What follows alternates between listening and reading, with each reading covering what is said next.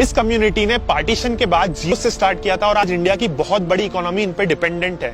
1947 के इंडिया पाकिस्तान दंगों के बाद सिंधीस अपने घर की चाबी अपने पड़ोसियों को दिया है इस होप में कि वो वापस जाएंगे, बट चीजें इतनी बिगड़ गई थी कि वो इंडिया में आए और उनके पास न घर था न उन्हें भाषा की इतनी समझ थी।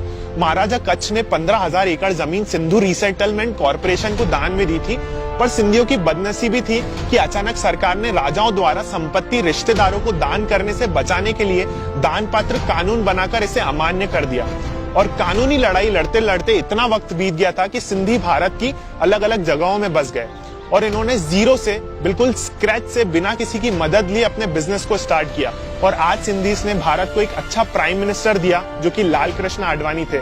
All time greatest hit movie Sholay दी जो रमेश सिप्पी ने बनाई।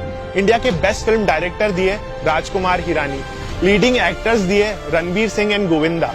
लीडिंग यूट्यूबर्स दिए आशीष चंचलानी। इन्होंने इंडिया को यूरोप बनाया है हीरानंदानी जी।